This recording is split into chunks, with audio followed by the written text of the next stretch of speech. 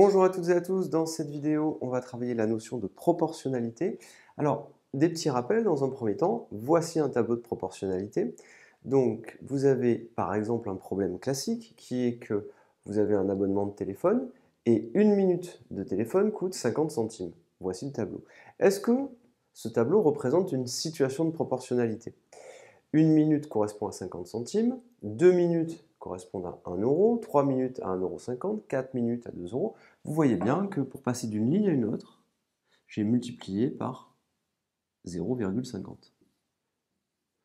Donc pour passer de là à là, j'ai multiplié par 0,50. Pour passer de là à là, j'ai divisé par 0,50 €, tout simplement. Donc vous avez une situation de proportionnalité quand, pour passer d'une ligne à une autre, soit on multiplie par une même valeur, soit on divise par une même valeur. Petite remarque, si jamais, dans mon tableau, on me demandait quel est le tarif pour 0 minute, eh bien 0 minute consommée coûterait 0 €. Et ça, c'est une chose qui est fondamentale. 0 minute coûte 0 €.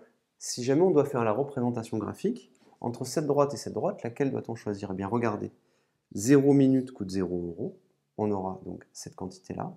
Vous avez 1 minute qui coûte 0,50 €, 2 minutes qui coûtent 1 euro, 4 minutes qui coûtent 2 euros et 6 minutes qui coûtent 3 euros. La fonction qui est tracée ici, c'est une fonction qui est linéaire. Et cette fonction linéaire, elle représente une situation de proportionnalité.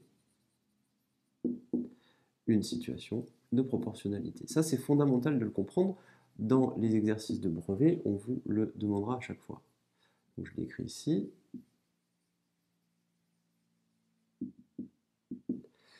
Alors, dans les exercices, à chaque fois, on va vous le dire. Est-ce que, entre ces deux droites et entre ces deux droites, quelle est la représentation graphique qui correspond à une situation de proportionnalité? Dès que vous avez une droite qui passe par l'origine du repère,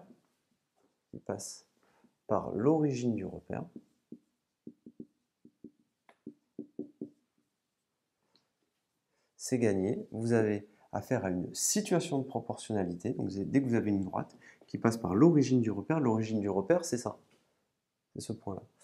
Eh bien, vous avez affaire à une situation de proportionnalité et la fonction que vous étudiez, eh bien, c'est une fonction qui est linéaire. Pourquoi est-ce qu'on passe par l'origine? Parce que 0 minute coûte 0 €, tout simplement. Voilà les petits rappels qu'il faut connaître pour la situation de proportionnalité au niveau de la classe de 3e. Je vous remercie et à bientôt.